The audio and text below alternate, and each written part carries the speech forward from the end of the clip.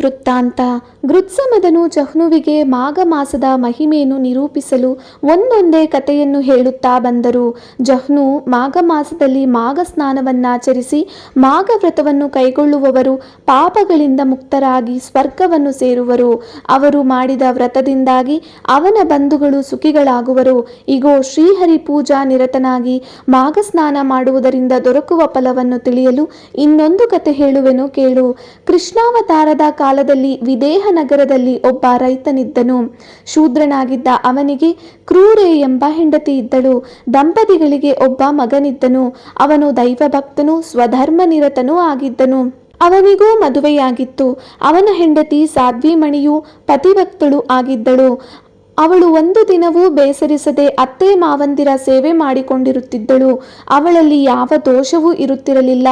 ಆದರೆ ಅವಳ ಅತ್ತೆ ಕ್ರೂರೆ, ಹೆಸರಿಗೆ ತಕ್ಕಂತೆ ದುಷ್ಟಳು, ಕ್ರೂರ ಸ್ವಭಾವದವಳು ಆಗಿದ್ದಳು. ಅವಳ ಸೊಸೆಗೆ ಸದಾ ಹಿಂಸೆ ಕೊಡುತ್ತಿದ್ದಳು. ರೈತನು ಹೆಂಡತಿಯ ಪರವಹಿಸಿ ತಾನೂ ಸೊಸೆಯನ್ನು ಹೀನಾಯವಾಗಿ ನೋಡಿಕೊಳ್ಳುತ್ತಿದ್ದನು. ಮಗನನ್ನು ಇಬ್ಬರು ಕೆಟ್ಟದಾಗಿ ನೋಡಿಕೊಳ್ಳುತ್ತಿದ್ದರು. ಆದರೆ ಸೊಸೆ ತನಗೆಷ್ಟೇ ಹಿಂಸೆಯಾದರೂ ಅತ್ತೆ ಮಾವಂದಿರ ಸೇವೆ ಮಾಡುವುದನ್ನು ಬಿಡಲಿಲ್ಲ. ಇದೆಲ್ಲ ಕರ್ಮಫಲ ಎಂದುಕೊಂಡು ಸುಮ್ಮನಾಗಿ ಬಿಡುತ್ತಿದ್ದಳು. ಮನೆಯಲ್ಲಿ ಎಲ್ಲೆಂದರಲ್ಲಿ ಕಸ ಬಿದ್ದಿದೆ, ಬೇಗ ಬೇಗ ಗುಡಿಸು ಎಂದು ಕ್ರೂರೆ ಹೇಳಿದಾಗ ಸೊಸೆ ಗುಡಿಸುತ್ತಿದ್ದಳು. ಆದರೆ ಕ್ರೂರೆ ಮತ್ತೆ ಕಸ ಹಾಕಿ ಗದರುತ್ತಿದ್ದಳು. ಒಂದು ಬುಟ್ಟಿ ಬಟ್ಟೆ, ಒಂದು ಮಣ ಪಾತ್ರೆ ಇವನ್ನು ಶುದ್ಧ ಮಾಡಲು ತ್ವರೆ ಮಾಡುತ್ತಿದ್ದಳು.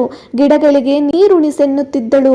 ಸ್ನಾನ ಮಾಡಿ ಬಂದಿದ್ದರೂ ಬಿಸಿ ನೀರು ಕಾಯಿಸಿಡು, ಸ್ನಾನ ಮಾಡಬೇಕು ಎನ್ನುತ್ತಿದ್ದಳು. ಕಾಲೊತ್ತು ಎನ್ನುವಳು, ರಾಗಿ ಬೀಸೆನ್ನುವಳು. ಒಂದೇ ಎರಡೇ ಮೈಕೆ ನೋವಾಗುವಷ್ಟು ಕೆಲಸ. ಸೊಸೆ ಊಟಕ್ಕೆ ಕುಳಿತಾಗಲೂ ಕ್ರೂರಿ ಒಂದು ಕೆಲಸ ಹೇಳುವಳು.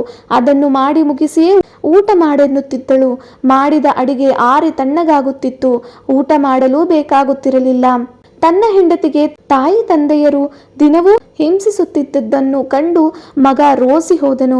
ಒಂದು ದಿನ ಅವನು ಧೈರ್ಯವಾಗಿ ತನ್ನ ತಾಯಿಯನ್ನು, ಅಮ್ಮ, ನಾನು ಗಮನಿಸುತ್ತಿದ್ದೇನೆ, ನಿಮ್ಮ ಸೊಸೆ ನಿಮ್ಮ ಮೇಲಿನ ಭಕ್ತಿ ಗೌರವಗಳಿಂದ ಸೇವೆ ಮಾಡುತ್ತಿದ್ದಾಳೆ. ಆದರೂ ನೀನು ಅವಳನ್ನು ಗಾಣದೆತ್ತಿನಂತೆ ದುಡಿಸುತ್ತಾ ಹಿಂಸಿಸುತ್ತಿರುವೆ. ಅವಳು ಯಾವ ಅಪರಾಧವನ್ನು ಮಾಡಿಲ್ಲ. ವಿನಾಕಾರಣ ಅವಳ ಮೇಲೆ ಕೋಪಿಸಿಕೊಳ್ಳುತ್ತಾ ಹಿಂಸಿಸುತ್ತಿದ್ದಿ. ಇನ್ನು ಮೇಲೆ ಹೀಗೆ ಮಾಡಬೇಡ ಎಂದು ಹೇಳಿದನು. ಆದರೆ ಕ್ರೂರೆ ತನ್ನ ಸ್ವಭಾವವನ್ನು ಬದಲಿಸಿಕೊಳ್ಳಲಿಲ್ಲ. ಮಗನನ್ನೇ ಜರಿಯತೊಡಗಿದಳು. ಏನೋ ಅವಿವೇಕಿ, ಹೆಂಡತಿಯನ್ನು ವಹಿಸಿಕೊಂಡು ಮಾತನಾಡುತ್ತಿ. ತಂದೆ ತಾಯಿಯರು ನಿನಗೆ ಆಗಲೇ ಬೇಡವಾದರೋ ನಾನೆಲ್ಲಿ ಅವಳಿಗೆ ಹಿಂಸೆ ಕೊಟ್ಟಿರುವುದು? ತಿನ್ನುವುದಿಲ್ಲವೇ?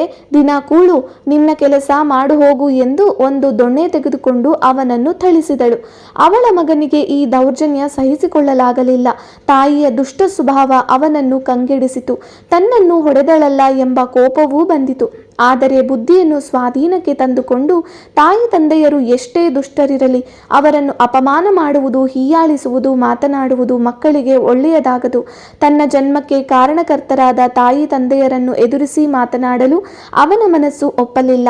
ಅಲ್ಲದೆ ತಾಯಿ ತಂದೆಯರು ದೇವರ ಸಮ, ಮಾತೃದೇವೋಭವ ಪಿತೃದೇವೋಭವ ಎಂದು ಶ್ರುತಿಗಳು ಸಾರುತ್ತಿವೆ. ಹಾಗೆಯೇ ಹೆಂಡತಿಯಾದವಳಿಗೆ ಗಂಡನೇ ದೈವ, ಪತಿಯ ಪ್ರತ್ಯಕ್ಷ ದೇವರು. ಹೀಗೆಂದು ಬಗೆದ ಅವನು ತನ್ನ ಹೆಂಡತಿಗೆ, ಪ್ರಿಯೆ, ಹೇಗೋ ಸುಧಾರಿಸಿಕೊಂಡು ಹೋಗು, ಚಿಂತಿಸಬೇಡ, ಒಳ್ಳೆಯ ದಿನಗಳು ಬಂದೇ ಬರುತ್ತವೆ ಎಂದು ಸಮಾಧಾನಪಡಿಸಿದನು.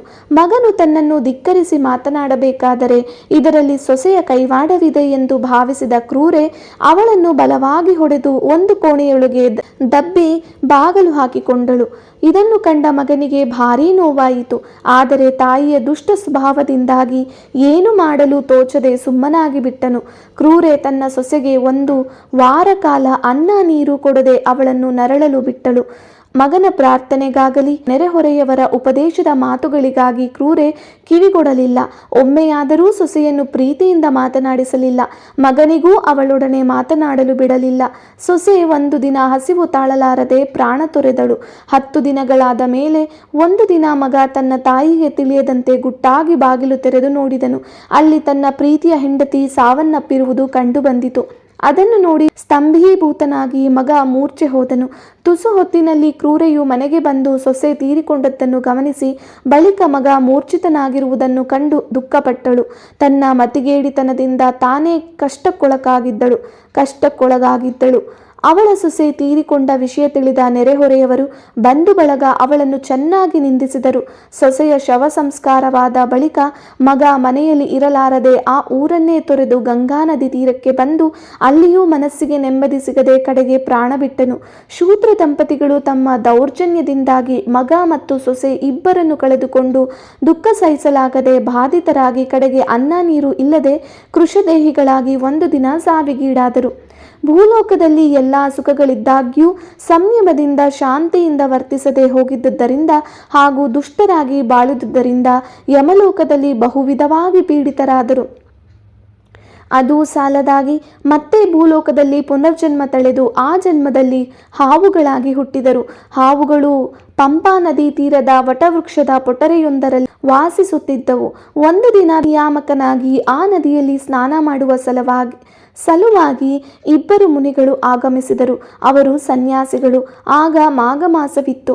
ಆ ಇಬ್ಬರು ಮುನಿಗಳು ಪ್ರಾತಃ ಕಾಲದಲ್ಲಿ ಸೂರ್ಯೋದಯ ಕಾಲಕ್ಕೆ ಎದ್ದು ಮಾಘಸ್ನಾನ ಮಾಡಿ ವಟವೃಕ್ಷದ ಬುಡದಲ್ಲಿ ಶ್ರೀಹರಿಯನ್ನು ಧ್ಯಾನಿಸುತ್ತಾ ಕುಳಿತರು. ಬಳಿಕ ಮಾಘ ಪುರಾಣವನ್ನು ಪಠಿಸಿದರು. ಇವೆಲ್ಲವನ್ನೂ ವಟವೃಕ್ಷವಾಸಿಗಳಾದ ಹಾವುಗಳು ನೋಡಿದವು. ಮಾಘ ಮಾಸದ ಮಹಿಮೆಯನ್ನು ಆಲಿಸಿದವು. ಅವುಗಳ ಕಣ್ಣುಗಳಿಂದ ಹರಿಪೂಜೆಯನ್ನು ನೋಡಿ ಧನ್ಯವಾದವು. ಆ ಪುಣ್ಯ ವಿಶೇಷದಿಂದ ಎರಡು ಹಾವುಗಳು ತಮ್ಮ ಸರ್ಪರೂಪ ಕಳೆದುಕೊಂಡು ದಿವ್ಯ ಶರೀರವನ್ನು ಪಡೆದವು. ಬಳಿಕ ಮಾನವ ಶರೀರ ಹೊಂದಿದ್ದ ಅವರು ಪಂಪಾ ನದಿಯಲ್ಲಿ ಸ್ನಾನ ಮಾಡಿ ಶುಚಿರ್ಭೂತರಾಗಿ ವಿಮಾನವನ್ನೇರಿ ಸ್ವರ್ಗಲೋಕಕ್ಕೆ ಹೋದರು. ಮಾಘ ಮಾಸದಲ್ಲಿ ನದಿ ಸ್ನಾನ ಮಾಡಿದ್ದರಿಂದ ಹಾಗೂ ಮುನಿವರರು ಪಠಿಸಿದ ಮಾಘ ಪುರಾಣ ಕೇಳಿದ್ದರಿಂದ ಶೂದ್ರ ದಂಪತಿಗಳು ಪಾಪಮುಕ್ತರಾಗಿ ಭವಬಂಧನದಿಂದ ಪಾರಾದರು. ಜಹ್ನು, ಕೇಳಿದೆಯಾ ಮಾಘ ಮಾಸದ ಮಹಿಮೆಯನ್ನು? ಈ ವ್ರತಕ್ಕೆ ಸಮನಾದ ವ್ರತ ಇನ್ನೊಂದಿಲ್ಲ. ಎಂತಹ ಪಾಪಿ ಇರಲಿ, ಮಿತ್ರದ್ರೋಹಿ, ಪುತ್ರ ಭಾಗ್ಯವಿಹೀನನಿರಲಿ, ಮಹಾಪಾತಕಗಳನ್ನು ಮಾಡಿದವನಿರಲಿ, ಮಾಘ ವ್ರತವನ್ನು ಮಾಡುವುದರಿಂದ ತನ್ನೆಲ್ಲ ಪಾಪಗಳಿಂದ ಮುಕ್ತನಾಗುವನು. ಈ ವ್ರತವು ಶ್ರೀಹರಿಗೂ ಹರನಿಗೂ ಪ್ರಿಯವಾದದ್ದಾಗಿದೆ ಎಂದು ಹೇಳಿದರು.